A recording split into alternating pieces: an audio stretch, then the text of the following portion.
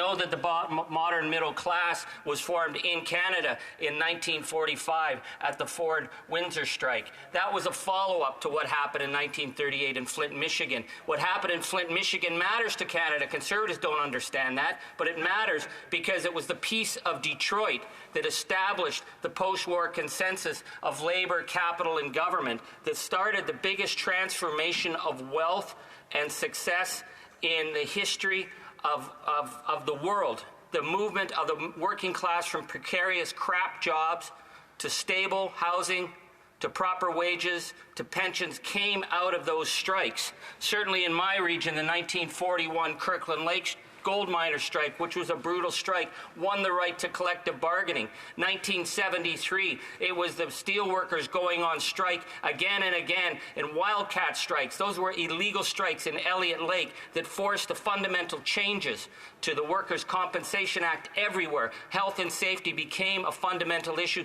because workers were dying on the job and they weren't going to take it anymore. This is our history. This is a history of New Democrats. This is a history of my family. But the other history is a dark history as well, and it begins in 1980 when we see the planned destruction of the modern working class, middle class that was put in place by the gurus of the conservative movement, Milton Friedman, Frederick Hayek. Frederick Hayek was so opposed to the growth of wealth of the North American working class that he wrote an essay calling for a planned depression. He wanted to force a depression on North America in order to break the back of the working class. That was picked up by Ronald Reagan. That was picked up by Paul Volcker of the Federal Reserve. And it began in January 1980 with massive increases in interest rates that led to millions of job losses across the United States, and then that spilled over into Canada. What we saw then was that Ronald Reagan targeted the union movement, and from then on, we started to see the loss of rights of workers, the loss of wages, the loss of security.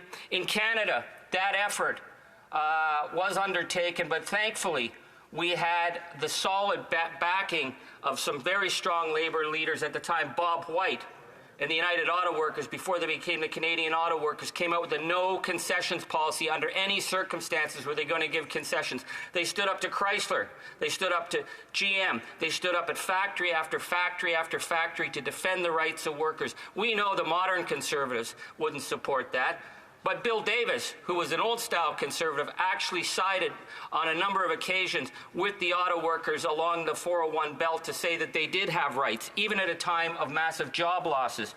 So what we saw in the damage that was done from the 1980s on, you can count it in the lost wages and the lost security. The neoliberal attack on worker rights was so overwhelming that in 2022, the RAND Corporation, now the RAND Corporation, well, under this present conservative leader, you might think they're sort of rabid lefties, but they actually usually work for the U.S. military. The RAND Corporation did a study of economic inequality to deal with the issue of democratic instability in the United States. Certainly we see what's happening with MAGA and the issue of economic precarity and the loss of the North American working class and the creation of economic instability and political instability.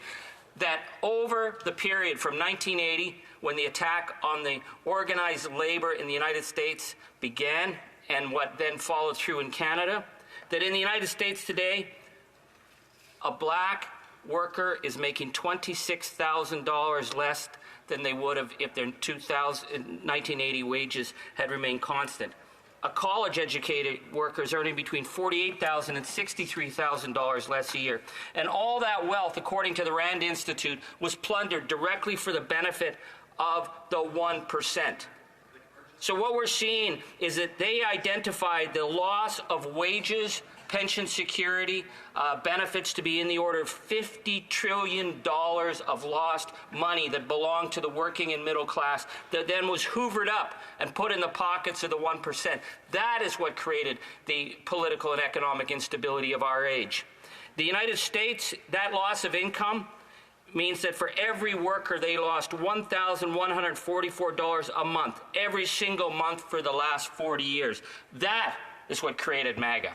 So when we see the conservatives talking about you know, inflation and how hard it is. We've seen no efforts by the Conservatives ever to stand with workers, ever, to stand up on these issues. But this is the issue that has to be dealt with. This is why workers came to us again and again to talk about anti-scab, so that we could restore a balance, the balance of negotiations with labor and management, the right of workers to have a seat at the table. And I want to say, I quote Paul Mason in his book, Post-Capitalism. This is a really instructive statement. The destruction of labor's bargaining power was the essence of the entire right-wing project.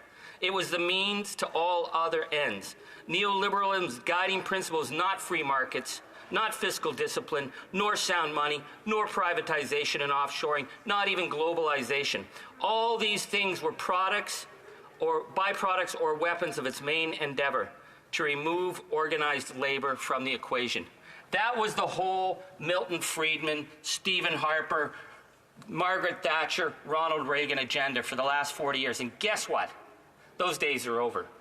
Because what we've seen in this past year is unprecedented victory for workers' rights. Now, we just remember just a few years ago, Bill Morneau, remember Bill Morneau, the privatized pension king of Canada? He told, Bill no more, Bill no more. He told young workers, he said, get used to it, suck it up. Precarious, crappy, gig jobs, that's the new normal. That was the new normal for Bill Morneau. And then what happened? Well, we got COVID.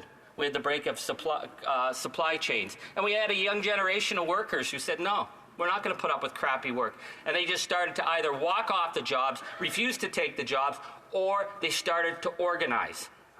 And so now what we're seeing in this past year, the UAW, in their strikes against the Big Three, they ended the tiered wages that was forced on them in the 80s and the 90s. Unifor won the biggest wage increase in their history of negotiations with Ford.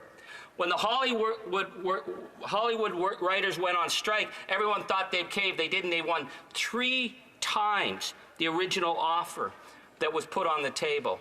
We're seeing young people organizing at Tesla. We're seeing them organizing at Amazon. We're seeing them organizing at Starbucks. And the reason is that they know that they can't count on right-wing governments to protect their interests. They are going to organize. They have a right to be at the table. And the worst thing that we could do is allow scab labor to come into our workplaces to try and undermine their rights to restore balance and to have proper wages, proper pensions, proper housing. That's going to be fought by organized labor. This bill has to pass, and we support it as New Democrats.